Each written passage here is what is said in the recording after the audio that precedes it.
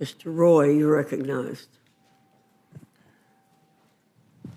Notice the ranking member says that, quote, we own this. You do. If we don't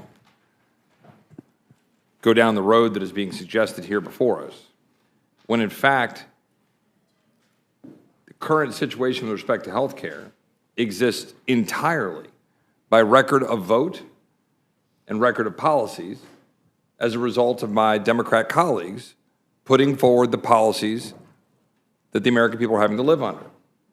Entirely.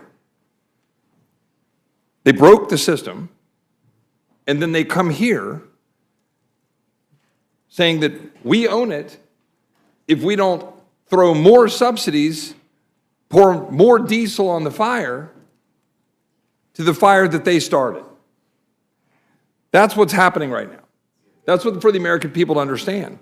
Insurance companies. Bail out Argentina. Insurance companies, 1,032% stock prices up since 2010. 448% up from 2013. 85% of the revenues for insurers come from the federal government. What my Democratic colleagues are proposing is an insurance company enrichment scheme. It's literally what they're doing, is printing money in the Treasury and giving it to insurance companies. That's their solution for health care. Enriching insurance companies that are the very people that are telling the American people which care they can get and not get. There's no chance for an American to go to the doctor of his or her choice. There's no chance for them to go get care. There was no chance for my constituent who lives near Fredericksburg, Texas, to go to MD Anderson to get care because she's on Obamacare, which can't go to MD Anderson. And if the cancer that I had when I went to MD Anderson came back and I'm on Obamacare as a member of Congress, I couldn't go to MD Anderson because of the situation that my Democratic colleagues have put the American people in. Going around and preening that you're somehow caring for people more by giving them coverage for care that doesn't actually provide them care. While insurance companies get rich. $35 billion in subsidies in 2024 for people who didn't even use their plan. It's absolutely unconscionable. That is right. That is the correct word. It is unconscionable what we have done to the healthcare system, destroying it for the American people so that they can't get the care of their choice. That's what's happened. And now you hold the government hostage for 45 days and then try to come lecture Republicans about it when you've been holding the American people hostage to a broken healthcare system for 15 years. That's what's been going on.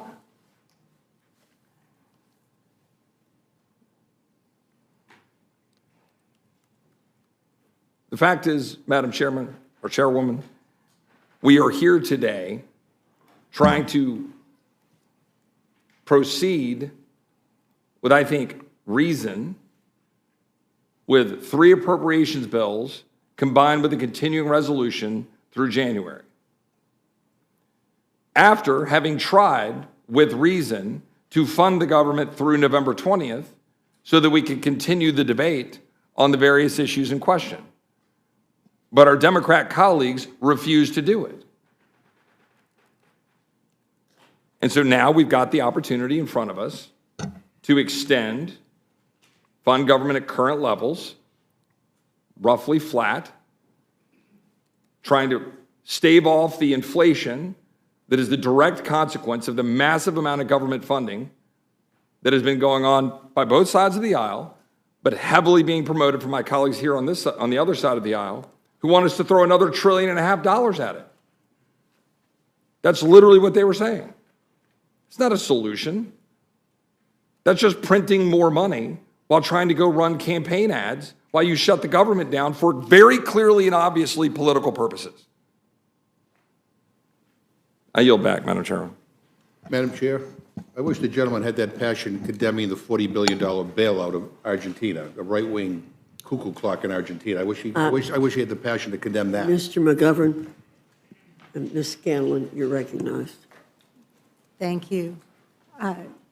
Leader Jeffries, we just heard a fairly passionate condemnation of the Affordable Care Act. You've been here a little longer than I have. Have our Republican colleagues ever been able to produce a plan that would provide the kind of coverage for Americans, affordable coverage, that the Affordable Care Act did?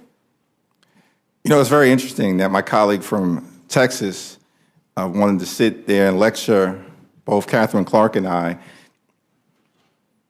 but couldn't see fit to ask us a single question, engage in a debate. Where y'all been, bro? You've been out for 7 weeks. You don't have the time to have a back and forth?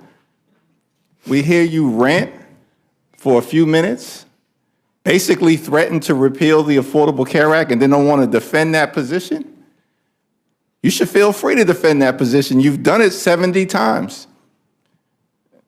And if you think that's on the right side of the American people, then fine. That's your plan. Repeal and displace tens of millions of people. That's the Republican plan. And what I don't understand is why my colleague cut and run. I'm sitting right here. Catherine Clark is right here. Hopefully, Madam Chair, we can have a back and forth as opposed to just being lectured to by our Republican colleagues. But I thank the distinguished gentlelady from the Commonwealth of Pennsylvania, who, by the way, another decisive win for the American people in Pennsylvania. Last Tuesday, it was extraordinary rebuke of the extremism that we've seen from our Republican colleagues and the absence of any plan to make life better for everyday Americans. I appreciate that, and I appreciate your prior remarks regarding what we could have been doing in the House over the last few months. I mean, the Senate's taken some votes on tariffs. Maybe we could have done something with respect to tariffs here. Except I think we have a rule that would prevent us from doing votes on tariffs. Yeah, I thank the gentlelady for raising the tariff issue because there's so many parts of the parade of horribles that Republicans have unleashed on everyday Americans that I neglected to actually mention the tariffs. The Trump tariffs are causing costs on everyday Americans to increase by thousands of dollars per year. This is an affirmative effort to make life more expensive for the American people. My colleague from Texas, before he cut and run, he also said that, you know, we have a fiscally irresponsible situation in this country and that because Democrats want to extend the Affordable Care Act tax credits for everyday Americans, working class Americans, and middle class Americans, somehow that's problematic. You know what's problematic? The fact that Republicans, with the one big ugly bill, enacted the largest cut to Medicaid in American history, ripped health care away from millions of folks.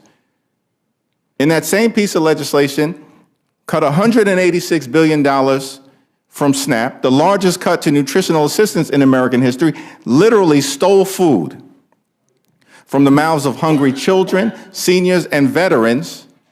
And all of that was done to enact massive permanent tax breaks for GOP billionaire donors. And in the process, as if that wasn't bad enough, skyrocketed the debt by trillions of dollars more per year, saddling our children and our grandchildren and making it more complicated for them to experience the American dream in their future. So we are not going to be lectured by anyone on the other side of the aisle about fiscal responsibility when the bill that you just passed jammed down the throats of the American people in a partisan way because Donald Trump ordered you to do it is the most fiscally irresponsible piece of legislation ever.